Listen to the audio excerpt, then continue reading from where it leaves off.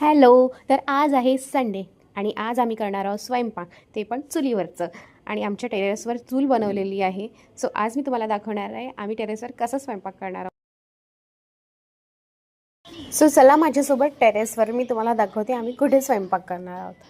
So हा आहे आमचा टेरेस आणि इथे आम्ही करणार आहोत स्वयंपाक. सगळं सामान वगैरे ऑलरेडी आणून ठेवलेलं आहे.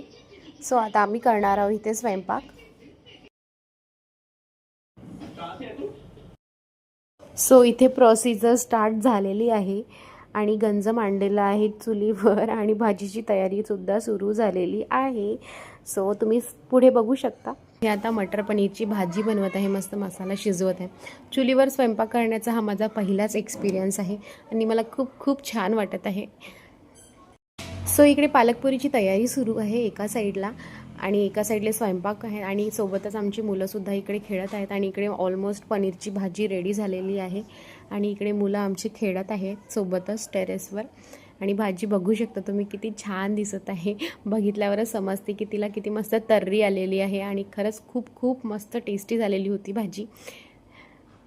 चुलीवरचा असं स्मोकी फ्लेमसुद्धा त्याला आलेला आहे. सो डेफिनेटली भाजी खूप छान झालेली असेल.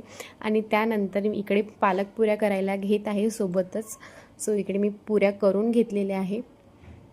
सो इकडे नेक्स्ट मेनूची तयारी सुरू झालेली होती आणि आम्ही बनवत आहोत नेक्स्ट मेनू आमचं पालक पकोडे. त्याच्यामध्ये मस्त असे छोटे छोटे आलूसुद्धा टाकलेले होते आणि हे पालक पकोडे खरंच खूप खूप सुंदर झालेले होते आणि क्रिस्पी आणि टेस्टीसुद्धा झाले होते. तुम्ही बघू शकता. सगळं रेडी झाल्यानंतर आम्ही सगळे मस्त जेवायला बसलो. मस्त सगळे वाढून घेत आहोत आणि खरंच खूप छान जेवण बनलं. मस्त पालक पनीरची भाजी, कढी, त्याच्यानंतर पकोडे होते.